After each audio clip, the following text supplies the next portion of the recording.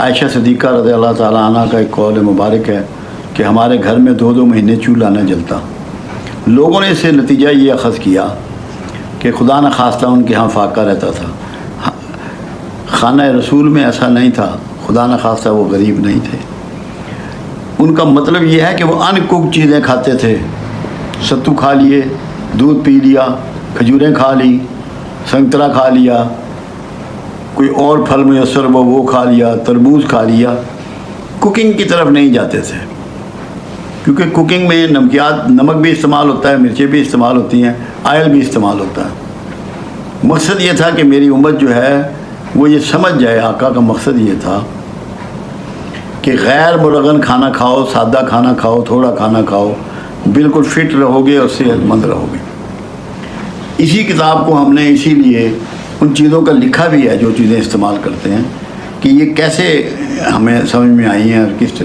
اور ابھی تک کی جو میرے پاس جو یعنی کہ فیڈ بیک ہے وہ یہ ہے کہ جو اس پہ عمل کرتا ہے وہ 95% لوگ شفا پاتے ہیں۔ بالکل صحیح، ایسے ہی، بالکل صحیح بات۔ اللہ کا ان پہ فضل ہو جاتا ہے، رحمت ہو جاتی ہے۔ ایک بات آپ پہلے بنیادی طور پہ سمجھ لیں، ہم نے جو صحت کی بات کی ہے وہ اس کے پیچھے رسول اللہ صلی اللہ علیہ وسلم کی حیات مبارکہ ہے، آپ کی سیرت ہے۔ آپ دیکھیں رسول اللہ صلی اللہ علیہ وسلم نے ایک دن میں 2 طرح کا کھانا تمام عمر نہیں کھایا۔ جی، جو کی روٹی کھائی، ستو کھائے، تربوز کھایا، سنگترا کھایا، شہد کھایا، دودھ پیا بکری کا یا اونٹنی کا۔ آپ کی ایڈوائز یہ ہے کہ تمہارے پاس جو سب سے قیمتی چیز اللہ نے دی ہے وہ تمہاری صحت ہے۔ جی، اور صحت کے ساتھ جو آپ کو مہلت ملی ہے تاکہ آپ اپنی عاقبت سنوارنے کا بھی کام کریں اور دنیا سنوارنے کا بھی کام کریں، وہ آپ تبھی کر سکتے ہیں کہ جب آپ صحت مند ہو۔ بیمار آدمی تو اپنے جو اس پر فرائض ہیں جو اللہ کی طرف سے لاگو ہیں ان کی بھی ادائیگی پوری نہیں کر سکتا۔ اور اگر ذہنی مریض ہو گیا ہے یا دماغ کی کوئی تکلیف ہو گئی ہے تو پھر ایمان کے تقاضے بھی پورے نہیں کر سکتا۔ اس کے لیے اللہ کے رسول صلی اللہ علیہ وسلم کی زندگی ایک نمونہ ہے کہ کتنا کھایا اور کس قسم کا کھایا۔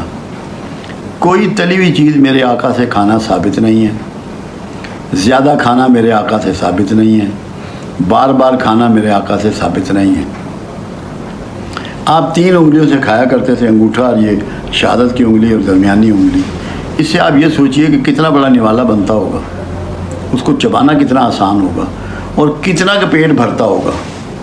اللہ کے حبیب فرماتے ہیں کہ پیٹ کو ایک حصہ پانی، ایک حصہ خوراک اور ایک حصہ ہوا اور چوتھا حصہ خالی رکھو، 2 حصے بھرو۔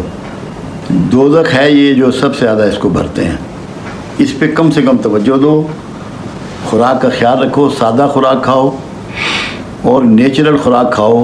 ہم نے تو اس کو اس لیے چھاپ دیا ہے کہ کوئی بندہ اس سے فائدہ اٹھانے سے محروم نہ رہ جائے، جو اٹھانا چاہے اٹھا لے۔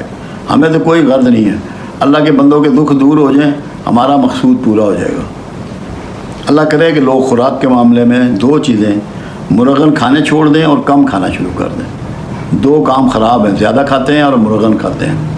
اسی لیے پاکستان میں sugar, blood pressure, heart attack, brain haemorrhage, kidney failure, back ache, sciatica پھیلتا چلا جا رہا ہے۔ تو اللہ ان سب کو محفوظ فرمائے، ان کو صحت دے۔